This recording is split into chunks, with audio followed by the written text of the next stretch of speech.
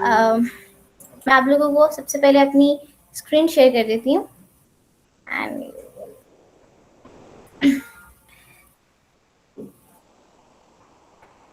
Okay so ठीक uh,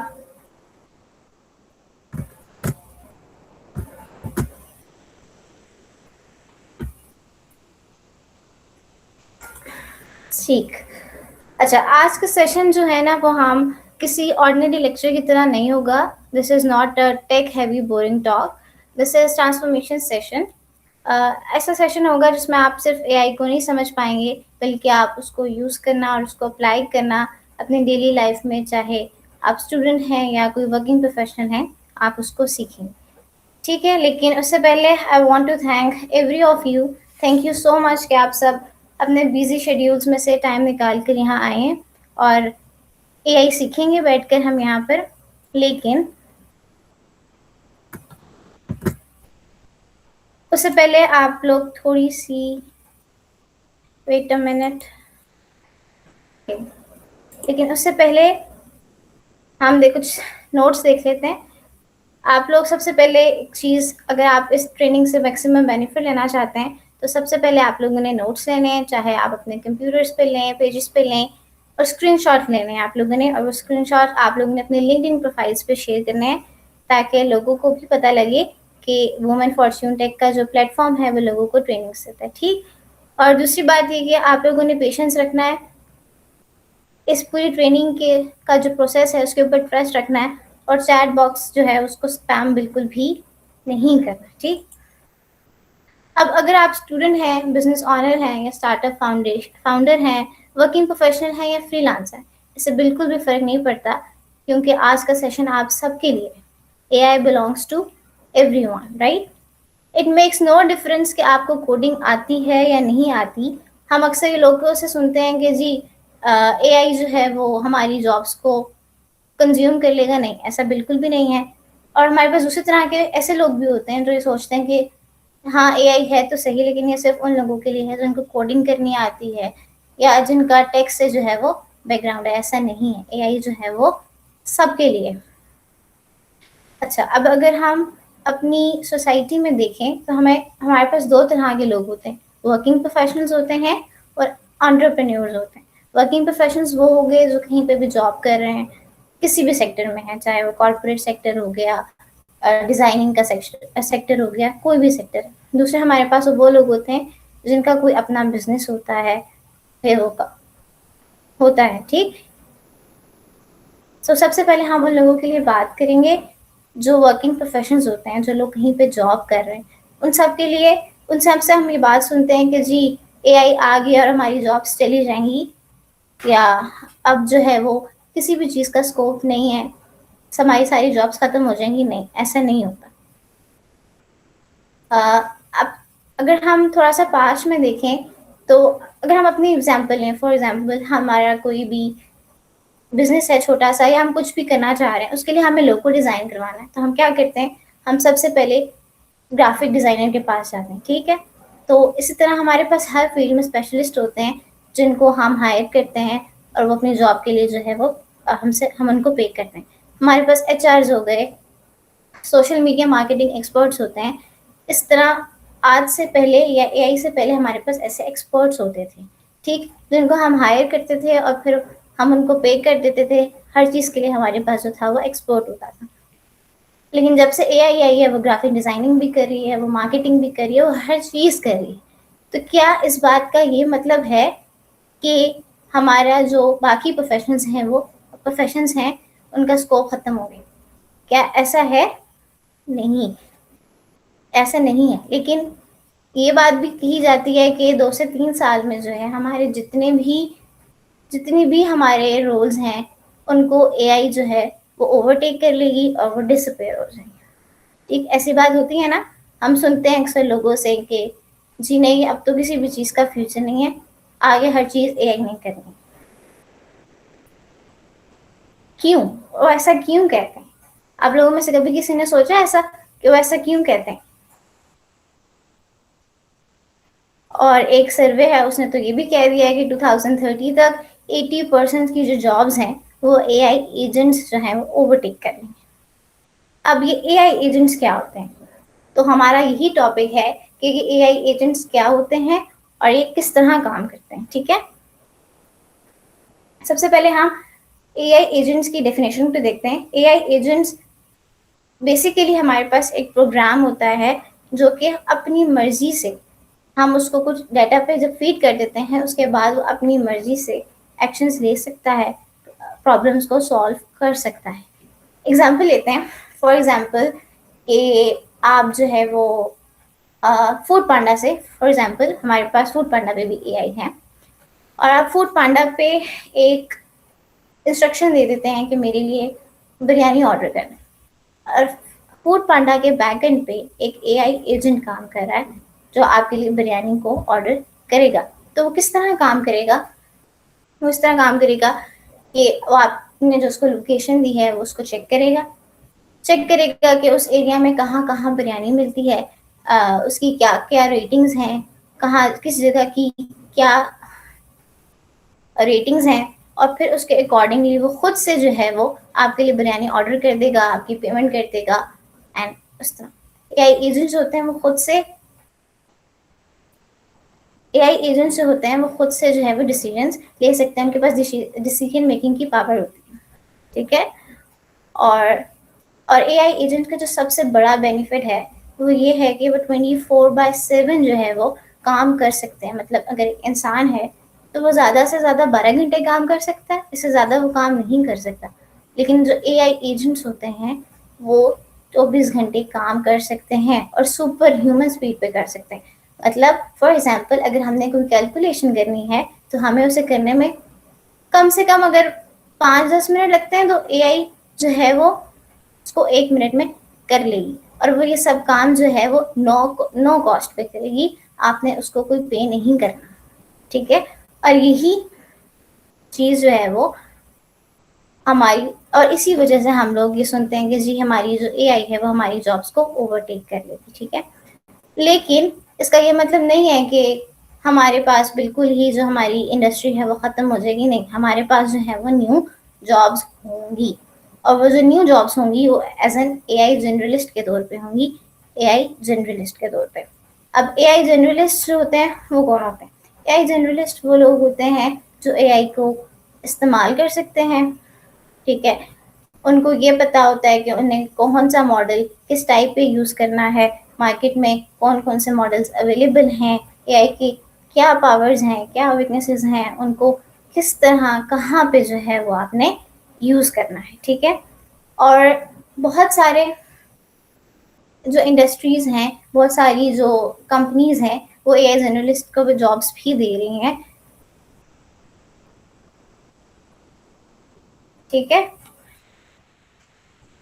ये भी देखें। अब हमारे पास ये जो चार्ट है इसमें जो लेफ्ट साइड पे है हमारी पुरानी इंडस्ट्री जिस तरह काम करती थी वो शो हो रही है, और जो राइट साइड पे है वो हमारी न्यू इंडस्ट्री शो हो रही है। पुरानी इंडस्ट्री जो थी वहाँ पे टोटल मैन पावर यूज हुआ करती थी, लेकिन जो हमारी न्यू इंडस्ट्री है उसमें टोटल मैन पावर यूज नहीं होती। कहीं ना कहीं पे आपके एआई एजेंट्स, आपके एआई रोबोट्स जो हैं वो काम कर रहे हैं। ठीक है, और जो एंटरप्रेन्योर्स हैं या जो बिजनेस ऑनर्स हैं उनके लिए ये बात बहुत ज़्यादा यूजफुल है। क्यों? क्योंकि अगर हम देखें तो हमारा जो पुराना मॉडल था उसमें सिर्फ सारी मैन पावर यूज़ हो रही थी, लेकिन जो हमारा न्यू मॉडल है उसमें हमारे पास एआई एजेंट्स भी यूज़ हो रहे हैं। और एआई एजेंट्स को यूज़ करने का मतलब ये है कि आपकी प्रोडक्टिविटी जो है वो बढ़ रही है और आपकी कॉस्ट जो है वो रिड्यूस हो रही है। ठीक है,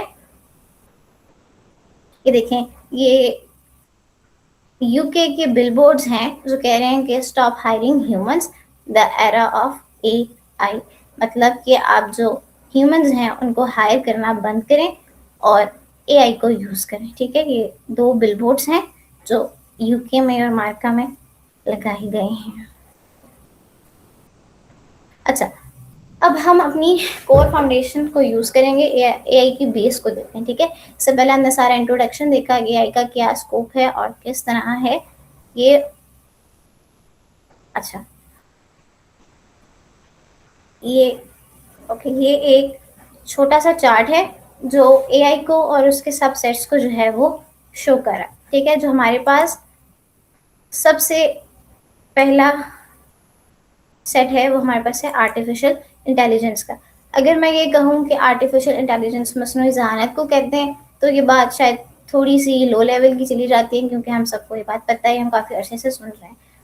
अगर मैं इसको टेक पॉइंट ऑफ व्यू से एक्सप्लेन करूँ, तो आर्टिफिशियल इंटेलिजेंस जो है वो हम किसी ऐसी मशीन को कहते हैं जो कि इंसान की तरह काम कर सके। ठीक है, आप उसको डाटा दे दें, उसको कुछ रूल्स बता दें, और वो फिर बिल्कुल इंसानों की तरह उस पर काम करती है। अब आर्टिफिशियल इंटेलिजेंस के अंदर मशीन लर्निंग आ जाती है। सही है, मशीन लर्निंग जो है वो आर्टिफिशियल इंटेलिजेंस का सबसेट है। और मशीन लर्निंग में बेसिकली क्या होता है कि आप किसी भी मशीन को एक लार्ज अमाउंट ऑफ डाटा जो है वो प्रोवाइड कर देते हैं, उसके बाद आप उसको ऊपर उसको ट्रेन कर देते हैं फॉर एग्जांपल, और उस डाटा को और उस ट्रेनिंग को यूज़ करके हमारे पास जो मशीन होती है वो रिजल्ट्स प्रोड्यूस कर रही होती है। फॉर एग्जाम्पल, मैंने 5000 कैट्स की पिक्चर्स दे दी एक मॉडल को, और 3000 जो हैं वो मैंने डॉग्स की पिक्चर्स दे दी। ठीक, अब मशीन लर्निंग का जो स्टेप होता है, इस स्टेप पे वो उस डाटा के सारे पैटर्न्स को रिकग्नाइज करेगा कि कैट है, इसके ये फीचर्स हैं, डॉग्स हैं तो इसका ये फीचर है। और फिर अगर आप उस मॉडल को या उस मशीन को एक टाइगर की पिक्चर दे देते हैं, तो आपको ये कहेगी कि 70% जो है ये कैट है, क्योंकि कैट और जो टाइगर है उसमें बहुत ज़्यादा रिजेम्बलेंस होती है। ठीक, अब मशीन लर्निंग के बाद हमारे पास आ जाती है डीप लर्निंग। अब डीप लर्निंग जो है वो मशीन लर्निंग का भी सबसेट है। Deep learning basically machine learning का एडवांस है। ठीक है, जो काम हम मशीन लर्निंग में कर रहे होते हैं वो हम डीप लर्निंग में भी कर रहे होते हैं, लेकिन मशीन लर्निंग में जो है आप जो है वो रूल स्पेसिफाई नहीं कर रहे होते, लेकिन डीप लर्निंग में आप रूल्स भी स्पेसिफाई कर देते हैं, आप इंस्ट्रक्शंस भी लगा देते हैं। और उसके बाद हमारे पास आ जाती है डेटा साइंस, जो कि डीप लर्निंग का सबसेट है। और डेटा साइंस में जो ऊपर दो स्टेप्स में मशीन लर्निंग में और डीप लर्निंग में आपने डाटा किसी मशीन को दिया है, आप डेटा साइंस में उसको एनालाइज करते हैं, यानी उस डाटा को रिट्रीव करते हैं, उस पर ऑपरेशंस परफॉर्म करते हैं। यहाँ तक किसी की कोई कंफ्यूजन? एनी क्वेश्चन यहाँ तक कोई? Do you have any question regarding today's session? You may free to ask or use the chat box.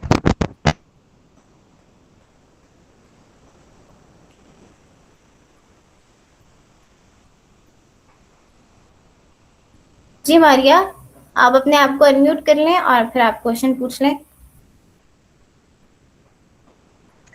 Assalamu alaikum, ma'am, and thank you so much for having such a great session. Actually, ma'am, my question was कि जो model आपने दिखाया उसमें जो एक था कि सारे हमारे पास मैन पावर यूज हो रही थी और दूसरी तरफ एआई ने उन लोगों का वो जो उनकी जो प्लेस थी वो ले ली। तो हम ये नहीं कह सकते कि एआई हमारे पास अनएम्प्लॉयमेंट की वजह बन रही है। प्लीज इसको जरा एक्सप्लेन कर दें। बिल्कुल, इसको मैं इस तरह एक्सप्लेन करूंगी कि बिल्कुल एआई जो है वो आपकी जॉब्स को कंज्यूम कर रही है, लेकिन इसका ये मतलब नहीं है कि आपके पास न्यू अपॉर्चुनिटीज नहीं है। एआई जहाँ पे आपकी जॉब से कंज्यूम कर रही है, वहाँ पे एआई आपको न्यू जॉब्स भी प्रोवाइड करे। फॉर एग्जाम्पल, अगर एआई ने लोगो डिजाइनिंग को या ग्राफिक डिजाइनिंग की जॉब को कंज्यूम किया है, तो एआई ने आपको दूसरी तरफ पे जनरेटिव एआई की फील्ड भी दी है, आप उसको ट्राई कर सकते हैं। क्योंकि बिल्कुल उसी तरह जिस तरह सबसे पहले हमारे पास इंडस्ट्रियल रेवोल्यूशन आई थी, तो लोगों ने कहा था कि जी खेती बाड़ी का काम बिल्कुल ख़त्म हो गया। फिर हमारे पास कंप्यूटर्स आए तो लोगों ने कहा कि इंडस्ट्री ख़त्म हो गई। अब हमारे पास एआई आई है तो लोग कह रहे हैं कि हमारे पास कंप्यूटर्स ख़त्म हो गए। ऐसा नहीं होता। जब भी कोई न्यू फील्ड आती है वो पिछली जॉब्स को बिल्कुल कंज्यूम करती है, लेकिन वो आपको न्यू अपॉर्चुनिटीज़ भी देती है। Thank you so much, ma'am. Got it. आपका हो गया concern clear? Yes, ma'am. It's all clear now. Thank you so much, ma'am. किसी और का कोई क्वेश्चन?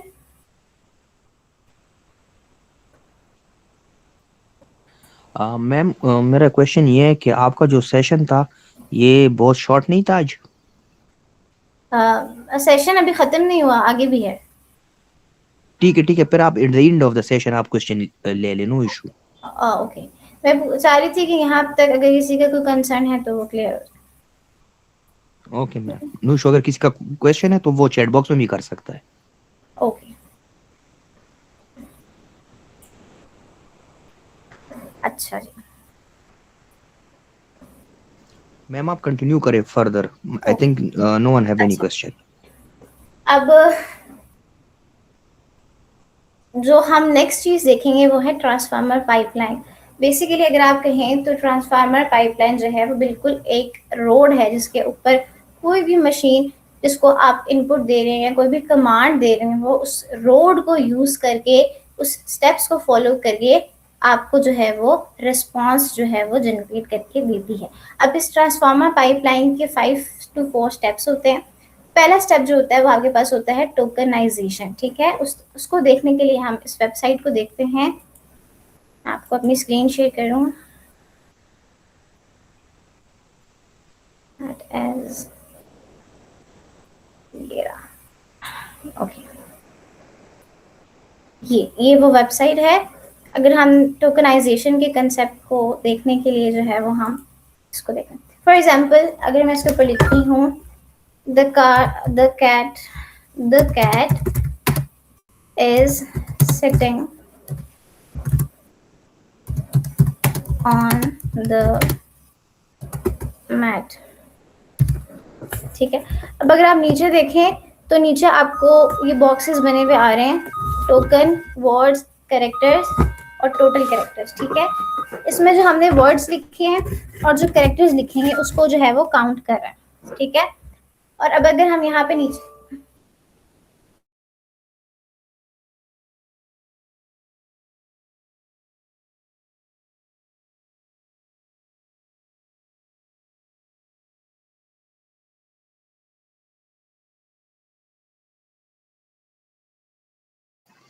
हम वेट करते हैं। आई थिंक मैम का जो है ना नेट का इशू है, वो डिस्कनेक्ट हुआ, so we all can wait.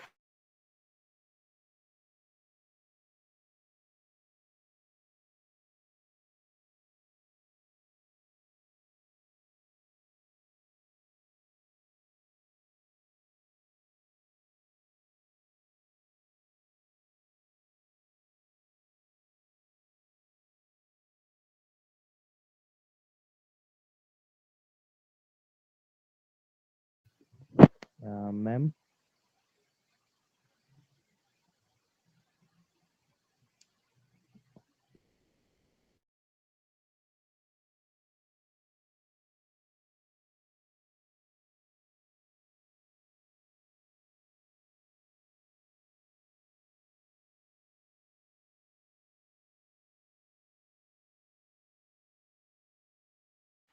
Our mentor facing out some network issues.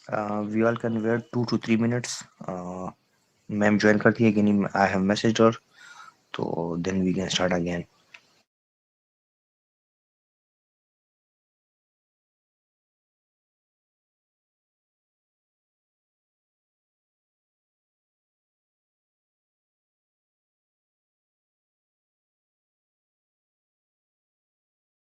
Ma'am ने ज्वाइन कर लिया है, so we can start again. I am back and I am really sorry, internet drop हो गया था। ओके, नो इशू मैम, वो हमें पता है पाकिस्तान है तो कभी भी किसी टाइम भी हो सकता है। हाँ नो यहाँ इशू। पे काफी इशू हो जाता है, इंटरनेट का बार बार लाइट चली जाती है। ओके, हम टोकनाइजेशन के कंसेप्ट को देख लेते हैं। मैं स्क्रीन शेयर कर देती हूँ। ओके,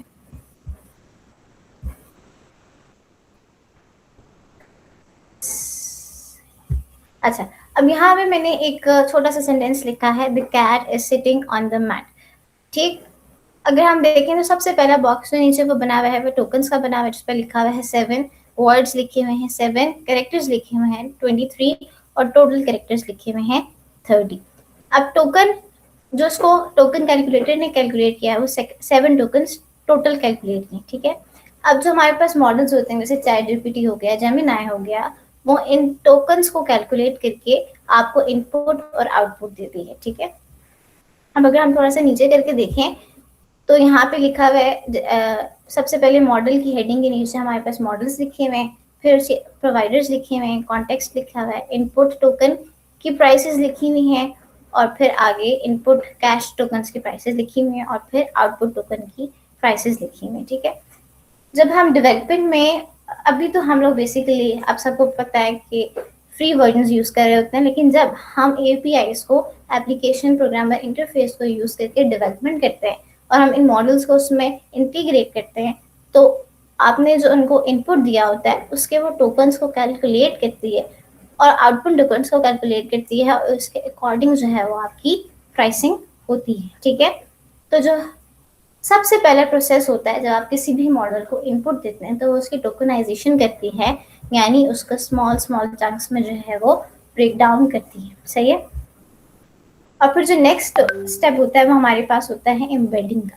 एम्बेडिंग क्या होती है कि ये जो आपके टोकन्स होते हैं, फॉर एग्जांपल अगर हमारा टोकन नंबर 1 द है, ठीक है, तो वो एम्बेडिंग के प्रोसेस में टोकन वाइज जो है वो हर टोकन को जो है वो एक नंबर में कन्वर्ट किया जाता है, क्योंकि आपको पता है कि जो हमारी मशीन्स होती हैं उन्हें हमारी लैंग्वेज समझ में नहीं आती, उनकी लैंग्वेज होती है वो बाइनरी होती है, यानी उनको सिर्फ 0 और 1s की फॉर्म में जो है वो समझ आती है। तो वो क्या करेगी, फॉर एग्जाम्पल द जो है वो हमारा पहला टोकन है तो इसको नंबर्स में कन्वर्ट करेगी, कैट सेकेंड टोकन है तो वो उसको नंबर्स में कैलकुलेट करेगी। लेकिन यहाँ पे एक बात मैं आपको बता दूं कि टोकन का मतलब हरगिज एक वर्ड नहीं होता। आपका एक टोकन जो है वो 2 वर्ड्स का भी हो सकता है, 3 वर्ड्स का भी हो सकता है। ठीक है, पहला प्रोसेस क्या था हमारा ट्रांसफार्मर पाइपलाइन में, टोकनाइजेशन, सेकंड था एम्बेडिंग। ठीक है, अब तीसरा प्रोसेस जो होता है वो होता है सेल्फ अटेंशन का। सेल्फ अटेंशन जिसे हम उर्दू में तवज्जो कहते हैं। ठीक, अब ये जो सेंटेंस आपने जो लिखा है, the cat is sitting on the mat, right. अब जो आपका मॉडल है उसका काम ये होता है कि वो चेक करे कि सबसे ज्यादा जो जरूरी वर्ड्स थे वो इनमें से कौन से थे, राइट। तो इस सेंटेंस में सबसे ज्यादा इंपॉर्टेंट वर्ड्स कौन से थे, द कैट और सिटिंग और था हमारे पास ऑन द मैट, राइट। और उसके बाद डेफिनेटली मॉडल उसको चेक करता है, इन तीनों वर्ड्स को चेक करेगा और फिर उसके अकॉर्डिंग जो है वो आपको आउटपुट जो है वो प्रिडिक्ट कर देता है। ठीक,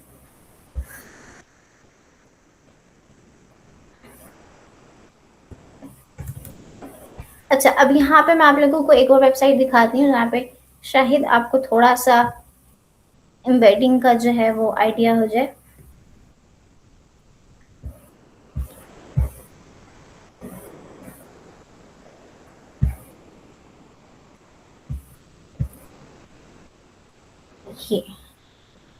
ये वाली जो वेबसाइट है आपकी, इसमें इस तरह से जो है वो उसकी रिप्रेजेंटेशन हो जाती है नंबर्स में। बेसिकली जिस नंबर में वो उसको कन्वर्ट करती है वो वेक्टर होता है, यानी उसकी डायरेक्शन होती है, और ये इस तरह होता है कि देख सकते हैं आप लोग, ये प्रेजेंटेड, फॉलो और डिफरेंट वर्ड्स जो हैं वो आपके पास आ रहे हैं।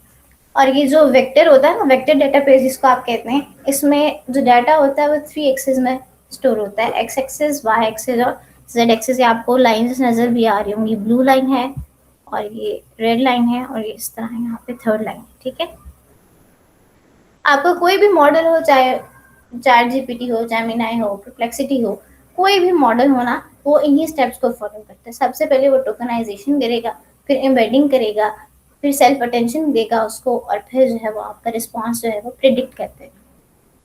ठीक है,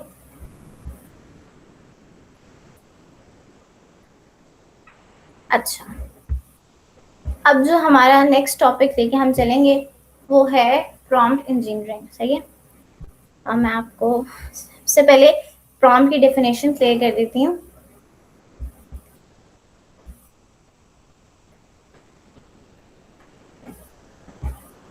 ठीक है, हमारा ट्रांसफार्मर पाइपलाइन हो गया प्रॉम्प्ट। अच्छा, सबसे पहले मैं आपको प्रॉम्प्ट इंजीनियरिंग का स्कोप बताऊं। जो अमेरिका में और यूके में, जर्मनी में डिफरेंट कंपनीज जो है ना, वो प्रॉम्प्ट इंजीनियर्स को हायर कर रहे हैं, इवन काफी ज्यादा सैलरीज के ऊपर हायर कर रहे हैं। ठीक है, तो ये एक स्किल भी है जिसको आप सीख के जो है वो अर्निंग भी कर सकते हैं, राइट। अच्छा, सबसे पहले हम देखते हैं कि प्रॉम्प्ट क्या होता है। प्रॉम्प्ट बेसिकली आपकी इंस्ट्रक्शन होती है जो आप किसी भी मॉडल को दे रहे हो। जैसे मैंने पीछे लिखा था the cat is sitting on the mat, अगर ये मैं किसी मॉडल को दे देती हूँ तो ये जो है वो मेरा प्रॉम्प्ट हो गया। ठीक, अब जो मेरी आउटपुट है ना वो बिल्कुल इस प्रॉम्प्ट के ऊपर ही डिपेंड करेगी, मतलब जितना अच्छा मेरा प्रॉम्प्ट उतना अच्छा मेरा आउटपुट। सही है।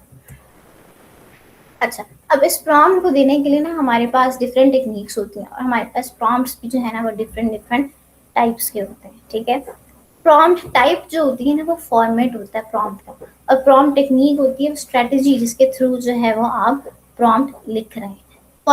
फॉर्मेट का मतलब क्या होता है? स्ट्रक्चर। जो आपके प्रॉम्प्ट के स्ट्रक्चर है वो आपके प्रॉम्प्ट की टाइप है, और जिस स्ट्रेटजी से आपने अपना प्रॉम्प्ट लिखा है वो हो गया है प्रॉम्प्ट टेक्निक। सही है। आगे हम इसको प्रैक्टिकल के थ्रू देखेंगे, डिफरेंट डिफरेंट टाइप्स भी देखेंगे, डिफरेंट डिफरेंट टेक्निक्स भी देखेंगे। सही। अच्छा, अब की कंपोनेंट्स या जो बेसिक हमारे पास आप कह लें प्रॉम्प्ट की टेक्निक्स होते हैं, उसमें आपकी इंस्ट्रक्शन आती है, कॉन्टेक्स्ट आ जाता है, इनपुट डेटा आ जाता है और आउटपुट फॉर्मेट आ जाता है। एक अच्छे प्रॉम्प्ट में ये चारों चीजें होती हैं, मतलब इंस्ट्रक्शन जो बेसिक काम आपने कहा है करने को, कॉन्टेक्स्ट हो गया उसका बैकग्राउंड डाटा कि इसका बैकग्राउंड क्या है, जो चीज़ मैंने आपको दी है इंस्ट्रक्शन उसका बैकग्राउंड क्या है, और इनपुट डाटा जो इंस्ट्रक्शन जो काम आपने परफॉर्म करने को कहा है उससे रिलेटेड जो आप डाटा दे देते हैं वो आपके पास हो जाता है इनपुट डाटा। और आउटपुट फॉर्मेट ये होता है कि आपको जो है अपनी जो आउटपुट है वो किस फॉर्म में चाहिए। ठीक, अब हमें इसको प्रैक्टिकल एप्लीकेशंस के थ्रू देखते हैं सबसे पहले। ठीक है, हम चलते हैं चैट जीपीटी के ऊपर और वहाँ पे जाके जो है वो हम इसको देख लेते हैं।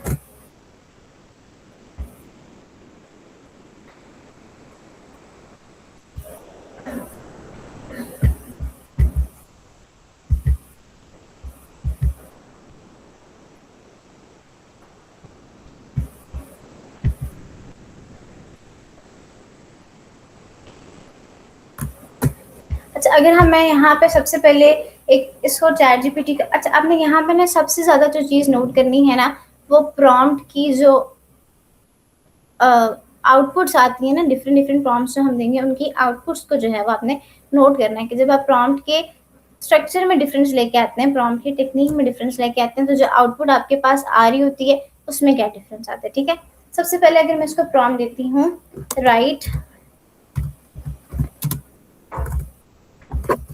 me a description of stainless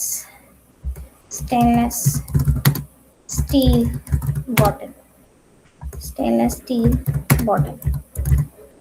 तो अब आप देखेंगे आपको जो है वो क्या आउटपुट दे रहा है।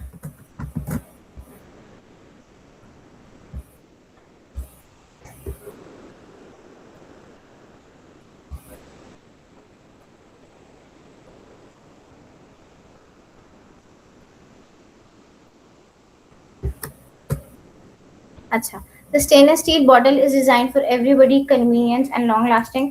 ये आप देखें। अच्छा, अब इसमें हमने क्या दिया था, हमने इसमें सिर्फ इंस्ट्रक्शन दी थी, हमने इसको सिर्फ इंस्ट्रक्शन दी थी राइट। ठीक है, हमने इसको इंस्ट्रक्शन दी थी सिर्फ राइट में, और आगे हमने इसको टास्क असाइन कर दिया था description of stainless steel bottle. अब अगर हम इसको कॉन्टेक्स्ट भी दे देते हैं यानी बैकग्राउंड डाटा दे देते हैं स्टेनलेस स्टील की बॉटल में, तो वो कैसी होगी? Write me a script of stainless steel bottle. The bottle is of 500 ml.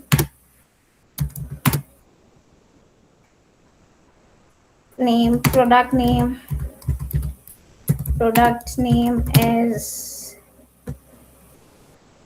name is SIP 500 ml. Color is green। अच्छा, अब यहाँ पे क्या हो गया, राइट मी जो हो गया वो हमारे पास इंस्ट्रक्शन हो गई, और प्रोडक्ट नेम, कलर, और जो आपके पास बॉटल का साइज हो गया वो आपके पास कॉन्टेक्स्ट हो गया, यानी वो बॉटल की बैकग्राउंड इंफॉर्मेशन होगी। तो अब आप देखें इसमें आपको जो है वो किस तरह की आउटपुट मिलती है।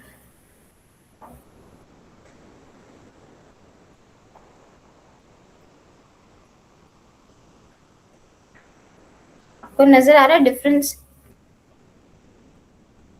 कि किस तरह आप इसको इंफॉर्मेशन जब देते हैं तो वो आपकी आउटपुट जो है वो आपको डिफरेंट देती है। ठीक, अब हमने इंस्ट्रक्शन भी देख लिया और कॉन्टेक्स्ट भी देख लिया। ठीक, और इनपुट डेटा भी इसी में आ गया था। ठीक है, अब अगर हम इसको, और आउटपुट फॉर्मेट क्या होगा कि आपको ये डिस्क्रिप्शन जो है वो पीडीएफ फॉर्म में चाहिए या वर्ड की फाइल में चाहिए, तो ये आप इसको इंस्ट्रक्शन दे देंगे तो वो आपको पीडीएफ फाइल में भी दे देंगे। ठीक, अब और जो नेक्स्ट चीज हम देखी थी हमने वो क्या थी, प्रॉम्प्ट टेक्निक्स थी और प्रॉम्प्ट टाइप्स थी। ठीक, हमारे पास जो प्रॉम्प्ट्स होते हैं ना वो डिफरेंट डिफरेंट टाइप्स के होते हैं। फॉर एग्जांपल 0 शॉर्ट प्रॉम्प्ट हो गया, 1 शॉर्ट प्रॉम्प्ट हो गया, फ्यू शॉर्ट प्रॉम्प्ट हो गया, और मेटा प्रॉम्प्ट हो गया, और इस तरह की बहुत सारी हमारे पास टाइप्स होती है। इसमें से कुछ प्रॉम्प्ट टाइप्स जो है वो हम देखते हैं।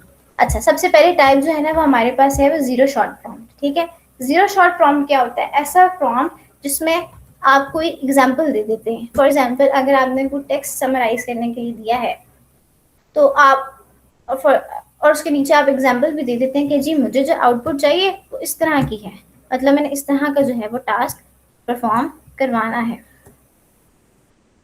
ठीक है, फॉर एग्जाम्पल एक एग्जाम्पल देखते हैं, I love this new phone, ये हम देख लेते हैं, और जो साथ एग्जाम्पल दे देते हैं,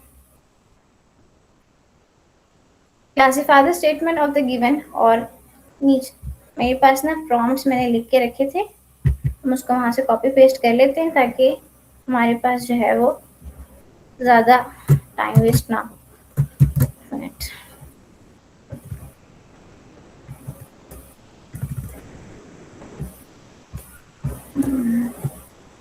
मिनट,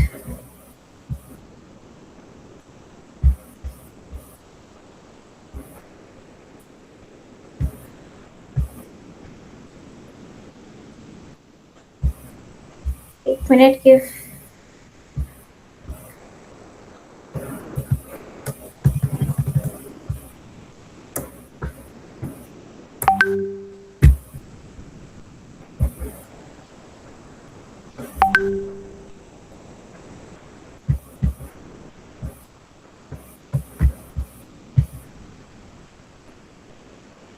अच्छा, साइन फाइल ही मुझे मिल रही जिसमें मैंने लिखे थे, हम ऐसे ही चेक कर लेते हैं उसको। ठीक है, ओके, हम इसको प्रॉम्प्ट देते हैं, classify the following statements as negative and positive, negative or positive statement हमारे ओके, इसको कॉपी पेस्ट कर लेते हैं ऊपर से।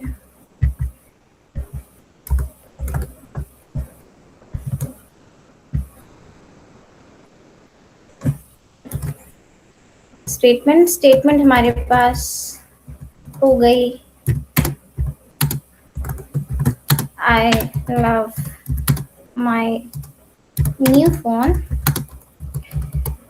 फोन हो गई, और एग्जाम्पल है हमारे पास, एग्जाम्पल हो गई,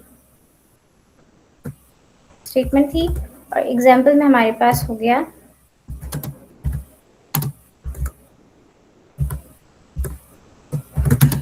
I love to travel,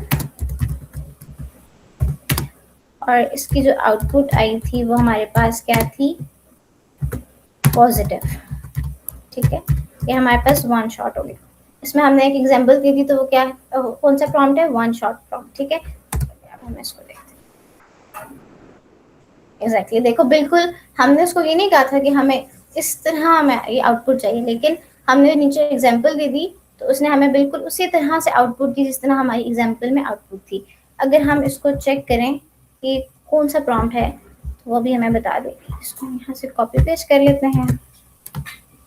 What type of prompt is this?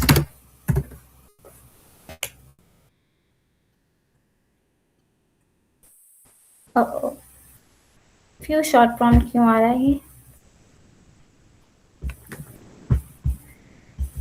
हालांकि I don't know ये क्या है। ये वन शॉर्ट प्रॉम्प्ट था, फ्यू शॉर्ट प्रॉम्प्ट नहीं है। फ्यू शॉर्ट प्रॉम्प्ट वो होता है जिसमें आपकी एग्जांपल ज़्यादा सारी हो। अगर एग्जांपल में मैं आई लव टू ट्रैवल भी लिख देती, आई लव टू रीडिंग भी लिख देती, तो वो हमारे पास फ्यू शॉर्ट प्रॉम्प्ट होता था, क्योंकि हमारे पास एग्जांपल ज़्यादा थी। जब हमारे पास कोई एग्जांपल ना हो तो जो प्रॉम्प्ट होता है वो हमारे पास 0 शॉर्ट होता है, और जो हमारे पास सिंगल एग्जाम्पल पे आता है वो 1 शॉर्ट प्रॉम्प्ट होता है, और जो ज़्यादा सारी एग्जाम्पल्स पे आता है वो फ्यू शॉर्ट प्रॉम्प्ट होता है। ठीक है। अच्छा, इसके बाद हमारे पास मेटा प्रॉम्प्ट्स भी होते हैं और कन्वर्सेशन प्रॉम्प्ट्स भी होते हैं। कन्वर्सेशन प्रॉम्प्ट्स वो होते हैं जिसमें हम मॉडल के साथ प्रॉपर कन्वर्सेशन कर रहे होते हैं। लाइक आप, कुछ लोग होते हैं ना जो आके अपने पूरे दिन की रूटीन बता रहे होते हैं चैट जीपीटी को, तो वो जो प्रॉम्प्ट्स यूज कर रहे होते हैं वो कन्वर्सेशनल प्रॉम्प्ट्स यूज कर रहे होते हैं। और जो मेटा प्रॉम्प्ट होता है वो प्रॉम्प्ट के बारे में ही इंफॉर्मेशन हम उसमें दे देते हैं, तो वो हमारे पास क्या हो जाती है, वो मेटा हमारे पास प्रॉम्प्ट हो जाता है। ठीक है। अब प्रॉम्प्ट के, अच्छा, अब ये ना कुछ अर्सा पहले तक लोग प्रॉम्प्ट्स बिल्कुल इसी तरह देते थे, लोगों को खुद से प्रॉम्प्ट्स लिखने पड़ते थे। लेकिन फिर जैसे कि 2019 में यही होता था कि लोगों को अपने सारे प्रॉम्प्ट्स होते हैं ना वो खुद लिखना पड़ते थे। लेकिन अब कुछ अर्सा पहले ये हुआ है कि लोगों ने मैजिक प्रॉम्प्टिंग स्टार्ट कर दी। अब मैजिक प्रॉम्प्टिंग क्या होती है कि आप जो है वो मॉडल को ही एक प्रॉम्प्ट दे देते हैं और उसको कह देते हैं कि मेरे लिए जो है वो प्रॉम्प्ट जनरेट कर दो ताकि मेरी आउटपुट जो है वो मैक्सिमम हो जाए। अब इसके लिए भी हम एक प्रॉम्प्ट की एग्जांपल देके देखते हैं।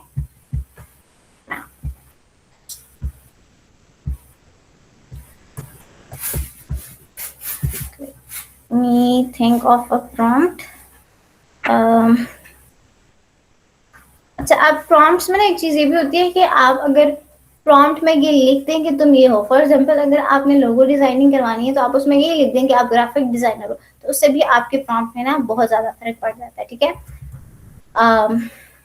अब हम एक प्रॉम्प्ट लिखवाते हैं, इसके लिए राइट अ ब्लॉक के लिए लिखवा लेते हैं प्रॉम्प्ट, टाइम मैनेजमेंट का ब्लॉक लिखवा लेते हैं ऐसे। ठीक है। तो अब हम इसको प्रॉम्प्ट देते हैं, you are prompt optimizer, you are a prompt optimizer,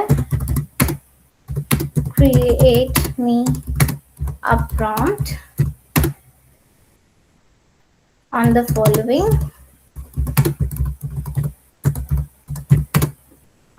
following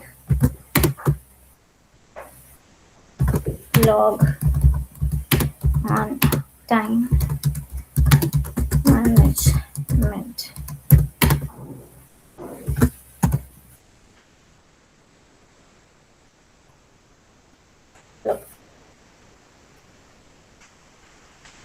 अब ये देखिए, अब इस प्रॉम्प्ट को अगर हम एनालाइज करें तो right a detailed, engaging and informative blog on the time management, include practical tips, strategies and examples that readers can apply in the daily life. अब राइट देखें क्या होगी, इंस्ट्रक्शन होगी। ठीक है। इंगेजिंग एंड इंफॉर्मेटिव थी, वो हमारी आउटपुट की टोन होगी कि हमें किस टोन में चाहिए, इंगेजिंग भी चाहिए, इंफॉर्मेटिव भी चाहिए। ठीक है। इंक्लूड, फिर हमारे पास इंस्ट्रक्शन आ जाती है, include practical tips, strategies and examples, ये हमारे पास इंस्ट्रक्शन होगी कि हमें जो हमारी आउटपुट है इसमें क्या चाहिए। And then blog should have a clear introduction, several well-structured sections and conclusions. और ये फिर इंस्ट्रक्शन होगी, ये इंस्ट्रक्शन है, और user friendly and motivating tone and make it easy to read for general audience. और फिर हमारे पास जो है वो टोन आ जाती है। अब हमें काम करते हैं, हम इस प्रॉम्प्ट को जो है ना वो कॉपी करके दूसरे मॉडल को देते हैं और फिर वो आपको जो है आउटपुट जनरेट करके दिखाएगा। हम जेमिनी पे चलते हैं।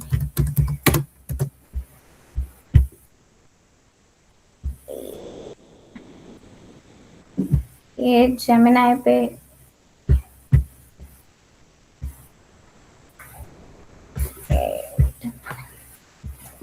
वो वाला प्रॉम्प्ट हम वहां से कॉपी कर लेते हैं और हम इसको यहाँ पे दे देते हैं।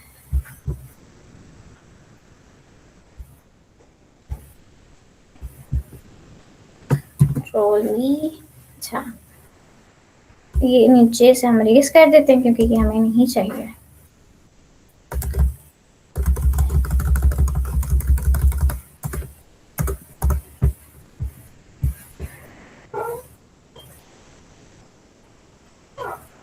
ओके, इसने प्रॉम्प्ट की ही डेफिनेशन से हमारे पास स्टार्ट कर दिया।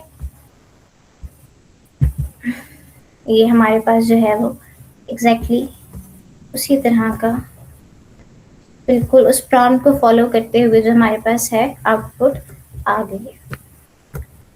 उसको देख लेंगे। सेल्फ अटेंशन ग्रैबिंग टाइटल भी बता दिया इसने, और 3 to 5 well structure distinct strategies भी बता दी हैं, टूल्स भी बता दिए, कंक्लूजन भी बता दी है। और ओ ये ब्लॉक तो दिया नहीं इसने, इंस्ट्रक्शन भी दिया है। अच्छा, ये प्रॉम्प्ट हमने लिखा नहीं था ना उसमें, राइट? तो पीछे चैट जीपीटी से फिर उसने उसी प्रॉम्प्ट को कर दिया। ओके, ये दोबारा से जो है ना प्रॉम्प्ट ऑप्टिमाइज हो गया। ठीक है, इसको हम यहाँ से कॉपी कर लेते हैं और दोबारा से पेस्ट कर लेते हैं।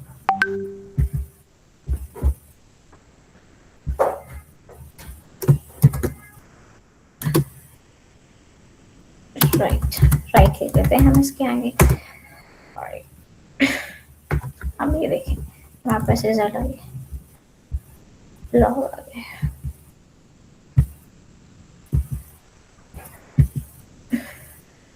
अच्छा, जो बेसिकली हमने इसमें क्या सीखा कि पहले जो है वो सारे प्रॉम्प्ट्स हमें खुद लिखने पड़ते थे, लेकिन अब आप ये कर सकते हैं कि आप एआई मॉडल को ही कह दें कि वो आपके लिए प्रॉम्प्ट भी लिखते हैं। तो बेसिकली मैजिक प्रॉम्प्टिंग यही होती है कि आप एआई को यूज करते हुए जो है वो एआई के लिए ही प्रॉम्प्ट्स को जनरेट करवाना। ठीक है, अब नेक्स्ट चीज हमारी है एलएलएम्स। ठीक है, मैं स्लाइड्स शो कर देती हूँ। अच्छा, यहाँ तक किसी का कोई क्वेश्चन है? एनी क्वेश्चन यहाँ तक किसी का कोई भी?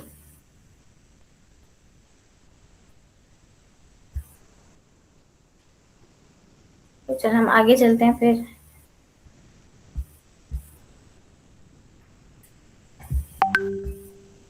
अच्छा, मारिया का क्वेश्चन है। जी Maria. Sorry ma'am, once again I am interrupting you. Ma'am, मैं ये पूछना चाह रही थी कि जब हम एआई को प्रॉम्प्ट देते हैं तो समटाइम्स ये होता है कि वो हमें वो एग्जैक्ट चीज़ नहीं दे रहा होता। For example, once I was trying to search for the importance of Australian continent. So मैं बार बार वो उसको डिफरेंट तरीक़ों से मैं वो अपना टेक्स्ट दे रही थी चैट जीपीटी को, लेकिन वो जो कोर मेन पॉइंट्स मैं चाह रही थी वो मुझे वो एआई नहीं दे रहा था। तो उसको, हाँ, तो उस चीज़ को कैसे हैंडल करें? यही चीज मैंने आपको बताई ना कि प्रॉब्लम आपके प्रॉम्प्ट में होते हैं। जैसे अभी मैंने दोबारा जेमिनाई को प्रॉम्प्ट दिया तो उसने, मेरे जहन में ये था कि मुझे ब्लॉग लिख के देगा, लेकिन उसने क्या किया, उसने मुझे वो प्रॉम्प्ट जो है वो दोबारा ऑप्टिमाइज करके दे दिया, क्योंकि जो मेरा बेसिक प्रॉम्प्ट था उसमें राइट की इंस्ट्रक्शन मिसिंग थी, जो कि मेरे से गलती से रह गई। तो मसला आपके प्रॉम्प्ट में ही होता है। आप जितना अच्छा, जितना क्लियर प्रॉम्प्ट देंगे उतनी अच्छी और उतनी क्लियर आउटपुट आपको मिलेगी। ठीक है, तो आप अगर आपके पास अगर हिस्ट्री में वो पड़ा हुआ है ना, वो चैट पड़ी हुई है चैट जीपीटी की, तो आप उसको जाके चेक करें, जो चीज आपको चाहिए थी ना, आपकी बेसिक इंस्ट्रक्शन वो मिसिंग होगी। और लाइक मैं चाह रही थी कि मैं ऑस्ट्रेलियन कॉन्टिनेंट की इम्पोर्टेंस वो कर लूँ, तो मैं बार बार उसको कह रही थी कि Australian continent, how Australian continent is important for Asia और समथिंग लाइक आप मुझे दिस। अपना एग्जैक्ट यूज केस बताएं ना, हम उसको चेक कर लेते हैं। वही प्रॉम्प्ट आप बताएं मुझे, जो आप दे रही थी प्रॉम्प्ट में, मैं वो भी देती हूँ और मैं अपना प्रॉम्प्ट भी देखती हूँ, फिर देखते हैं कि कहाँ पर डिफरेंस आता है। ठीक है, आप मुझे बताएं। मैं चाह रही थी कि वो मुझे बताए कि how Australian continent simply strategic importance of Australian continent. तो वो मुझे सिर्फ ये बता रहा था कि इसमें मिनरल्स है और इसकी लैंड बड़ी है। तो मैं कह रही थी how land plays important role in its strategic importance, और how the minerals play important role in its strategic importance. तो ठीक है, तो मैं उसको वो एनालाइज नहीं कर आप पा ये रही चेक थी। करना चाह रही थी कि जो हमारा जो वर्ल्ड है उसमें ऑस्ट्रेलियन कॉन्टिनेंट जो है वो स्ट्रेटेजी में यानी जो हमारे इंटरनेशनल रिलेशंस में किस तरह इंपॉर्टेंट होता है, आप ये चेक करना एग्जैक्टली। चाहती थी। एग्जैक्टली देखा, आपके प्रॉम्प्ट में मिसिंग था, आपने इंटरनेशनल रिलेशंस नहीं लिखा। ओके सो मैं आपको दिखाती हूँ, ठीक है, आपने क्या प्रॉम्प्ट लिखा था, आपने ये tell me the importance of Australian importance ma'am, अगर आप कर ले हो। कैसी strategical strategic importance. Strategic Tell me the strategic importance of Australian continent. Australian Cont continent Sorry, ma'am, if you correct it. Tell me the importance, the strategic importance. Strategic. Spelling बताएंगी आप मुझे? Ma'am spelling ठीक है लेकिन strategic को importance से पहले कर दे। Tell me the strategic its importance. Okay, words का ऑर्डर जो है ना वो मैटर नहीं करता, ठीक है। Okay ma'am.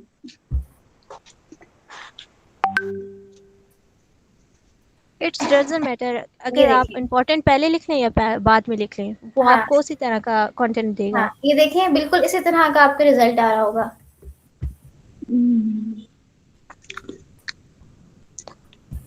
इसी तरह का आ रहा था। Yes ma'am. बेसिक चीजें आई थी, ठीक है। अब हम इसके लिखते हैं, टेल मी हाउ ऑस्ट्रेलियन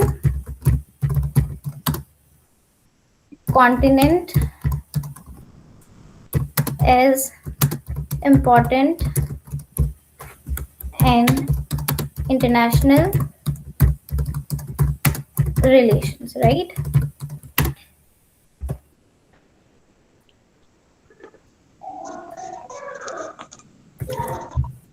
और आपको शायद जो आउटपुट चाहिए थी वो कुछ इस तरह की थी।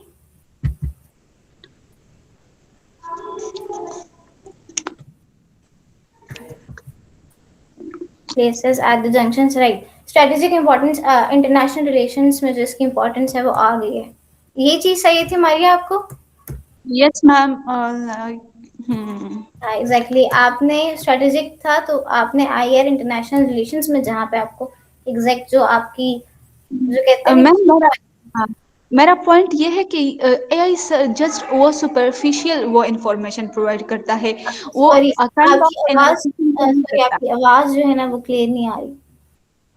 Oh sorry for that. Actually ma'am मैं ये कहना चाह रही हूँ कि एआई जब मैं उसको प्रॉम्प्ट देती हूँ तो वो जस्ट सुपरफिशियल वो इंफॉर्मेशन प्रोवाइड करता है, अ काइंड ऑफ एनालाइजिंग वो नहीं कर पाता। तो आपने उसमें लिखना है ना कि एनालाइजिंग इंफॉर्मेशन दे मुझे, आपने वो वर्ड यूज करना है ना। जैसे अगर मैं चाहती हूँ कि AI as a graphic designer काम करे तो मैं उसको कहूँगी कि एज अ ग्राफिक डिजाइनर काम करे। अगर मैंने उसको ऐसे स्टोरी टेलिंग करवानी है तो मैं प्रॉम्प्ट में लिखूंगी कि मुझे स्टोरी टेलिंग करवानी है, यू आर स्टोरी टेलर, ठीक है। Okay ma'am, okay ma'am. One more question ma'am, if you don't mind. हाँ जी जी। एक ये मसला भी मेरे साथ आता है कि जब कोई क्रिटिकल इन्फॉर्मेशन मुझे चाहिए होती है तो एक दफ़ा मैं सर्च कर रही थी तो उसने मुझे वो इन्फॉर्मेशन प्रोवाइड कर दी, लेकिन after a few second just I guess it was for 2 or 3 seconds it just disappeared. आप फिर किस तरह मैंने की, नहीं क्रिटिकल इंफॉर्मेशन आपने किस तरह की मांगी थी उसे? मैंने it was about Hindutva, as I am a political science student, so I was asking about ISS and Hindutva. Exactly तो ये चीजें तो So आपको this kind of easily internet पे भी नहीं ना मिलती। आप इस तरह की इंफॉर्मेशन इससे ले नहीं सकते क्योंकि ये कॉन्फिडेंशियल चीजें होती हैं। नो मैम, फिर मैंने गूगल किया, गूगल स्कॉलर में मैंने सर्च किया तो वहाँ पर सारी इंफॉर्मेशन वो है, like it is kind of organization. यही जो है वो जेमिनाई में मैंने आपको क्या बताया था कि एआई एजेंट्स क्या होते हैं जो खुद से डिसीजन ले सकते हैं। गूगल पे तो लोगों ने खुद से चीजें फीड की हुई है ना, एआई में तो ऐसा नहीं होता, ठीक है। एआई में रिस्ट्रिक्शंस होती हैं, गूगल पे तो कोई रिस्ट्रिक्ट नहीं है। आप अपनी तरफ से भी हिंदुत्वा पे ब्लॉग लिख के लगा दें तो आप जब उसको सर्च करेंगे तो वो आ जाएगा, एआई पे तो वो नहीं आएगा ना। Okay ma'am. हाँ सो तो critical information, you mean critical information AI से हमें प्रोवाइड नहीं होगा? प्रोवाइड नहीं होगा, और अगर वो आपको प्रोवाइड कर भी देता है तो आपको उस पर बिलीव नहीं करना चाहिए। Okay ma'am, thank you so much. अच्छा, अब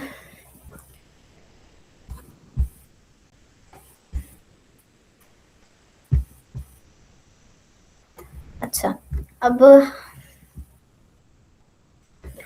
अभी अच्छा, अब हमने मैजिक प्रॉम्प्टिंग को देख लिया है, जो कि ये थी कि हम एआई से ही एआई के लिए प्रॉम्प्ट लेते हैं। ठीक है, नेक्स्ट चीज जब हम देखेंगे वो है लार्ज लैंग्वेज मॉडल्स। ठीक है, ठीक है, एलएलएम्स जो होते हैं वो लार्ज लैंग्वेज मॉडल्स को कहते हैं। एलएलएम जो है वो उसकी एब्रीविएशन है। अच्छा, अब एलएलएम्स जो होते हैं वो हमारे पास मैसिव डाटा के ऊपर ट्रेन होते हैं। अब इंटरनेट के ऊपर या फिजिकली जितनी भी बुक्स थी, जितने भी आर्टिकल्स थे, जितनी भी वेबसाइट्स थी, उनका डाटा जो है ना एलएलएम पे फीड है। ठीक है, और बिल्कुल वही स्टेप जो हमने ऊपर देखा था मशीन लर्निंग में, पहले डाटा ट्रेन हुआ और फिर डीप लर्निंग में जो हमारे पास है वो डाटा ट्रेन हो गया। अब एलएलएम की जो स्पेशल बात होती है वो ये होती है कि वो रीजनिंग कर सकती है, समराइज कर सकती है चीजों को। ठीक है, और इसके डिफरेंट मॉडल्स आप लोगों ने देखे होंगे, जैसे GPT-5 भी हो गया, GPT 3.5 हो गया, क्लॉड 3.5 हो गया, जेमिनाई 2.0 हो गया। अच्छा, अगर हम उसमें जाकर गूगल के ऊपर जाके लिखे ना, मैं आपको स्क्रीन शेयर करती हूँ, ओपन एआई मॉडल्स, तो वो आपको दिखाएगा open AI models. Different models होते हैं वहाँ पे अवेलेबल होते हैं, आप उनको कंपेयर कर सकते हैं, आप चेक कर सकते हैं कि इनकी प्राइसिंग में क्या डिफरेंस आ रहा है, इनके इनपुट टोकन्स और आउटपुट टोकन्स में जो है वो क्या डिफरेंस होता है। इसी तरह जेमिनाई की भी डिफरेंस होते हैं। देखिए, ओपन एआई मॉडल्स और एपीआई, देखिए यहाँ पे GPT 5.1 आ रहा है, GPT 5 मिनी आ रहा है, GPT 5 नैनो आ रहा है, और इस तरह के जो है हमारे पास डिफरेंट मॉडल्स हैं। GPT 3 का मॉडल, जिसे हम लेगेसी मॉडल भी कहते हैं, ये सारे नीचे हमारे पास आ रहे हैं। ये अभी रिसेंट है इनके मॉडल्स। इससे नीचे अगर आप चले जाएं तो ओपन वेट मॉडल्स इनके आ जाते हैं। फिर स्पेशलाइज्ड मॉडल्स हो गए। अच्छा, स्पेशलाइज्ड मॉडल्स वो होते हैं जो किसी एक चीज के ऊपर सिर्फ ट्रेंड हुए होते हैं, जो जिनकी स्पेशलिटी किसी एक चीज में होती है। जैसे अगर हम चैट जीपीटी को देखें, जेमिनाई को देखें, तो वो सारे काम कर रही है, टेक्स्ट भी जनरेट कर रही है और उसको समराइज भी कर रही है, कोड भी लिख रही है, इमेजेस भी जनरेट कर रही है। लेकिन कुछ मॉडल्स होते हैं वो स्पेशलाइज्ड होते हैं, उनका ये बस का ये मतलब होता है कि वो फाइन ट्यून्ड हुए होते हैं, किसी एक चीज में उनकी एक्सपर्टीज होती है। ठीक है, ये इमेजेस में अगर हम देखें तो ये हमारे पास सारे मॉडल्स आ जाते हैं, और उसके बाद नीचे ऑडियो में देखें तो ये वाले मॉडल्स आ जाते हैं। आप इनको जाके चेक भी कर सकते हैं, इनको खोल के इनके बारे में पढ़ भी सकते हैं। जैसे इनपुट की प्राइस और आउटपुट की प्राइस आ रही है यहाँ पे। जब आप एपीआई से डेवलपमेंट कर रहे होते हैं ना, मतलब फॉर एग्जाम्पल यानी आप इसको अपने किसी प्रोजेक्ट में इंटीग्रेट कर रहे होते हैं, तो ये प्राइसिंग जो होती है वो बहुत ज्यादा मैटर करती है। ठीक है, जब वापस आ जाते हैं हम अपनी स्लाइड्स के ऊपर फिर से।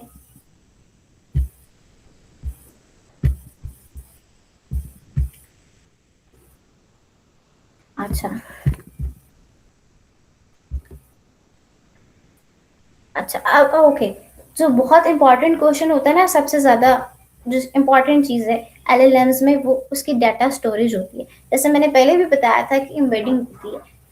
जब आप इनपुट देते हैं तब भी एम्बेडिंग हो रही है, लेकिन जब कोई भी मॉडल ट्रेंड हो रहा होता है तब भी तो एम्बेडिंग होगी, क्योंकि हमें पता है कि हमारी डिवाइसेस को हमारी लैंग्वेज समझ में नहीं आती। अगर मैं आपको एम्बेडिंग दिखाती हूँ कि वो किस तरह की होती है, मैंने शायद पहले भी दिखाई थी, बिल्कुल उसी तरह जो है ना वो वेक्टर डाटा बेसिस पे उसको एम्बेड कर देता है।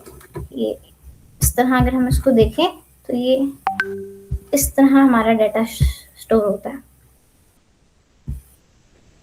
ये इस तरह एम्बेड हुआ होता है। जब आपने इनपुट दी डाटा तब भी एम्बेड हो रहा है, और जब आपने डेवलपमेंट के दौरान इसको डाटा दिया आपका डाटा तब भी एम्बेडिंग इसकी हो रही होती है। यहाँ पे देखें, ये इस तरह हमारा जो डाटाबेस में एआई के पीछे जो डाटा होता है ना वो इस तरह स्टोर हुआ होता है। क्योंकि पहले जिस तरह गूगल का आ रहा था तो उसमें बिल्कुल उस तरह स्टोर होता था डाटा जिस तरह हमारी डिक्शनरी में स्टोर होता है, लेकिन नहीं, एआई में इस तरह नहीं होता। ये वेक्टर डाटा बेसिस की फॉर्म में डाटा जो है वो हमारा स्टोर हो जाता है। ये यहाँ पे MU का काउंट आ रहा है, मतलब MU जो है वो 330 टाइम्स जो है वो यूज हुआ है रीडिंग में। ये इसकी इस तरह की चीजें होती हैं।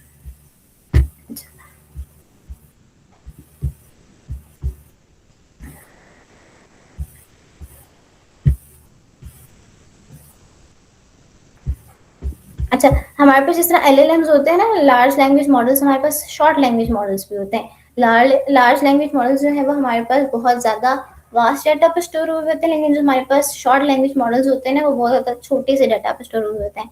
फॉर एग्जाम्पल, अगर चैट जीपीटी LLM है तो उसको 100 लैंग्वेज आती है, लेकिन अगर हम स्मॉल लैंग्वेज मॉडल देखेंगे तो उसको सिर्फ 1 या 2 लैंग्वेजेस आती होंगी। तो हमारे पास 2 तरह के लैंग्वेज मॉडल्स होते हैं, ठीक है। और ये वेक्टर डेटाबेस है, जिस तरह मैंने आपको बताया कि हमारा डाटा स्टोर हो रहा होता है, ठीक है, वेक्टर्स में। इसमें x एक्सिस, y एक्सिस और z एक्सिस होता है, और इस पे जो पॉइंट्स होते हैं वो उसकी को चेक करके जो है वो आपकी आउटपुट को जो है वो जनरेट कर रहा होता है। अच्छा, अब एक इम्पॉर्टेंट कॉन्सेप्ट यहाँ पे आ जाता है कॉन्टेक्स्ट विंडो का। कॉन्टेक्स्ट विंडो क्या होती है? मैक्सिमम इनपुट और आउटपुट टोकन्स होते हैं, ठीक है। आप लोगों में से शायद कभी किसी ने एक्सपीरियंस किया हो कि आपने बहुत ज़्यादा बड़ी इनपुट दे दी, कि ज़्यादातर चैट जीपीटी 3 में होता था, जो 2019 में नई नई आई थी, तो आपको कह देता था कि आपने जो है वो डाटा ज़्यादा दे दिया, तो वो कॉन्टेक्स्ट विंडो जो है वो उसकी हिट हो जाती है, यानी कि मैक्सिमम अमाउंट ऑफ डाटा जो आप उसका प्रोवाइड कर सकते थे वो आपने अचीव कर लिया। लेकिन अब ये प्रॉब्लम काफ़ी हद तक सॉल्व हो गया है। अब बहुत ज़्यादा बड़ी बड़ी कॉन्टेक्स्ट विंडोज आ रही हैं, जैसे जेमिनी की 1 लाख वर्ड्स की कॉन्टेक्स्ट विंडो है। पहले आप पूरे पूरे PDF अपलोड नहीं कर सकते थे, लेकिन अब आप लोग जो है वो पूरे पूरे PDF भी अपलोड कर सकते हैं।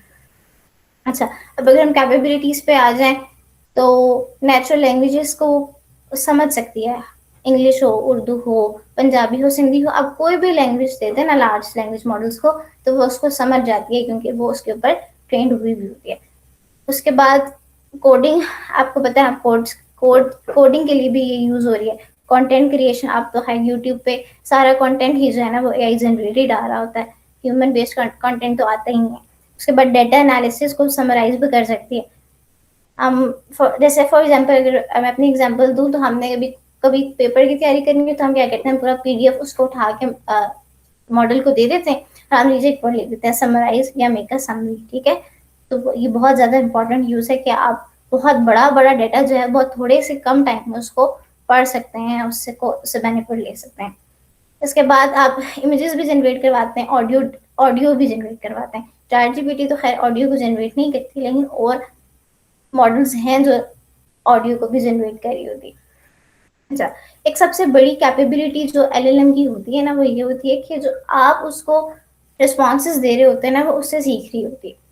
3 तरह की ट्रेनिंग्स होती हैं, fine supervise learning, unsupervise learning, और फिर उसकी फाइन ट्यून आ जाता है। फाइन ट्यून तो वही हो गया जिसमें आप उसको स्पेसिफिकली किसी एरिया पे ट्रेन कर देते हैं, और अनसुपरवाइज लर्निंग वो होती है जिसमें आप उसको अपने रिस्पॉन्स के थ्रू जो है वो आप AI के मॉडल को जो है वो ट्रेन कर रहे होते हैं। फॉर एग्जाम्पल, आपने AI को कोई इंस्ट्रक्शन दी, उसने आपको आगे से रिस्पॉन्स दिया, और वो रिस्पॉन्स गलत था, और आपने उसको बताया कि नहीं जी, आपने जो मुझे रिस्पॉन्स दिया वो इस बारे में नहीं, वो इस बारे में। तो आपको लगता है कि सिर्फ वो आपकी विंडो तक महदूद है, लेकिन नहीं, वो पीछे जाके वो प्रॉपर जो है वो डाटा सेव हो रहा है कि ये अच्छा, ये इस जगह पे नहीं, ये डाटा इस जगह पर था। तो आप खुद भी, आपको नहीं पता होता, लेकिन आप जो है वो LLM को ट्रेन कर रहे होते हैं, ठीक है।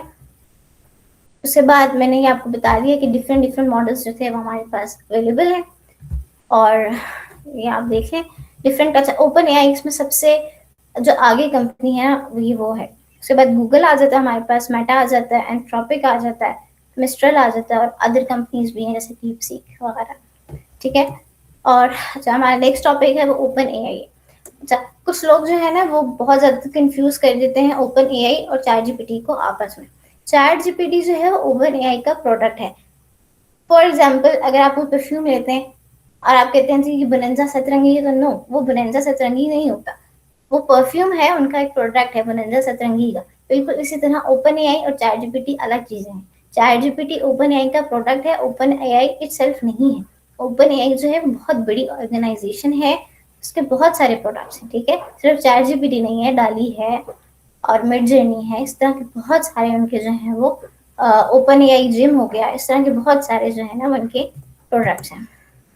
बाकी ये हिस्ट्री आ जाती है ओपन एआई की, कि ओपन एआई जो है वो 2015 में बना था, जिसमें एलॉन मस्क, सैम ऑल्टमैन और इस तरह के डिफरेंट जो आपके टेक सीईओज हैं उन्होंने इन्वेस्ट किया था। और उसके बाद 2019 में जाके GPT-3 मॉडल जो है वो रिलीज हुआ था। 2019 के स्टार्ट में GPT-2 था जिसको लोगों ने रिलीज नहीं किया, और 2019 के एंड में जो है वो GPT-3 रिलीज हो गया था। और उसके बाद से जो है अभी तक जीपीटी मॉडल्स की जो है वो नए से नए मॉडल्स आए। अच्छा, जीपीटी की जो फुल फॉर्म होती है ना, वो जनरेटिव प्री ट्रेन्ड मॉडल होता है, ठीक है। अब हमारा नेक्स्ट टॉपिक आ जाता है चैट जीपीटी, और ये तो आप सबको पता है, आप सब यूज कर रहे होते हैं। अच्छा, चैट जीपीटी जो है ना वो कन्वर्सेशनल मॉडल है, यानी आप उससे बातचीत कर रहे होते हैं, सही है। और इसे आप टेक्स्ट के थ्रू जो है वो कम्युनिकेट करते हैं। अच्छा, जो चैट जीपीटी, आप लोगों को याद होगा कि जब चैट जीपीटी लॉन्च हुआ था तो इसकी बहुत ज्यादा हाइप क्रिएट हो गई थी। ये एक चार्ट है जो शो कर रहा है कि कितने टाइम लगा था डिफरेंट प्लेटफॉर्म्स को 100 मिलियन रीच करने में। तो सबसे कम टाइम जो है ना वो चैट जीपीटी को लगा था, ठीक है। सबसे जल्दी जो है ना 100 मिलियन जो फॉलोअर्स थे या यूजर्स थे वो चैट जीपीटी कंज्यूम कर रहे थे, ठीक है। अच्छा, हाउ इट लर्न्स, तो बिल्कुल इसी तरह प्री ट्रेंड होता है। आपने उसको डाटा दिया, फिर उसकी फाइन ट्यूनिंग होती है और रीइंफोर्समेंट लर्निंग होती है, ठीक है उसकी। ये 3 स्टेप्स के थ्रू जो है वो चैट जीपीटी में डाटा स्टोर होता है। सबसे पहले आपने डाटा दिया, फिर वो फाइन ट्यून होता है, और फिर उसकी रीइंफोर्समेंट लर्निंग होती है, ठीक है। और बिल्कुल इंजन, इंजन मतलब ये वही ट्रांसफॉर्मर इंजन है, जिस ट्रांसफॉर्मर पाइपलाइन है, यानी सबसे पहले टोकनाइजेशन, फिर एम्बेडिंग, फिर सेल्फ अटेंशन, और at the end response generation, ठीक है। और GPT models, different models available हैं, और कुछ मॉडल्स होते हैं वो सिर्फ टेक्स्ट के लिए अच्छे हैं, कुछ ऑडियो के लिए अच्छे हैं, कुछ कोडिंग के लिए अच्छे हैं। तो ये Ma'am, I'm really sorry for interrupt you. Can you please continue? We are running out of time. So okay, please conclude. Okay, बस ये थोड़ा सा रह गया। बाकी अच्छा, सबसे मेन डिफरेंस जो होता है ना वो गूगल में, और अगर हम जीपीटीज में देखें तो वो ये है कि गूगल में जो तो डाटा था वो फिजिकली स्टोर होता था, लाइक डाटा बेसिस होती थी पूरी पूरी, और जब आप कोई क्यूरी देते थे तो वो जाके उसको फिजिकली रिट्रीव करके आपको शो करता था, ठीक है, एग्जैक्टली। लेकिन जीपीटीज में ऐसा नहीं होता। आपको पास जो आउटपुट आ रही होती है वो जनरेटिव होती है, यानी प्रोबेबिलिटी के वहाँ पे रूल्स लगते हैं, और उसके बाद जो है वो आपको प्रिडिक्ट करता है। वो ओरिजिनली जैसे गूगल में होता है ना, कॉपी और पेस्टिंग हो रही होती है, वहां से डाटा कॉपी किया, पहले रिट्रीव किया, फिर कॉपी किया और आपको शो कर दिया। लेकिन जीपीटीज में ऐसा नहीं होता, जो डाटा होता है वो जनरेट हो रहा होता है बिल्कुल उसी टाइम पे। और ये डिफरेंस थी कि गूगल जो होता है वो वेब पेजेस को रिट्रीव करता है, और फिर सोर्स इन्फॉर्मेशन को जो है वो आपको रियल टाइम में शो करवा देता है। लेकिन जीपीटी में जो है वो डाटा जो है वो जनरेट हो रहा था, और ये की डिफरेंस भी इनका यही है। और बस यहाँ तक ही था आज का हमारा session.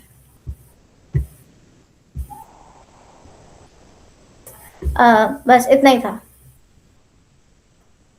Okay. Do you have any question regarding today's session? You may ask. Or if you don't, you should think about why do you have no question?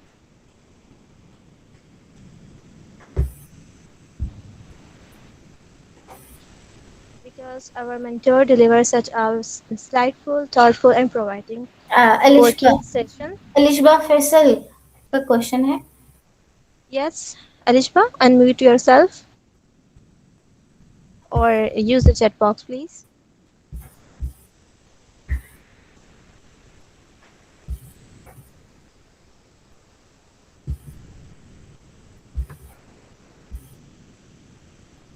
Alishba,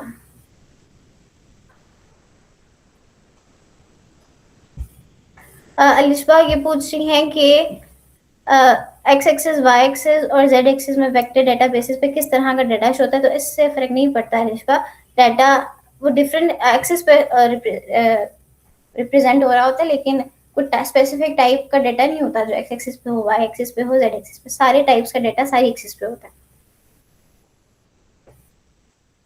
ठीक है, okay.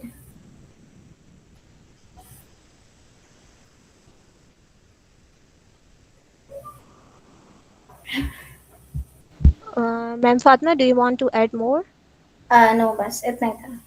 Okay, thank you so much for your valuable and perspective, knowledge, and experience. Truly enrich discussion and inspire everyone present. Thank you so much. You're And welcome. before we signing out, remember the value what you will like today and learn today come from what do you want to with it.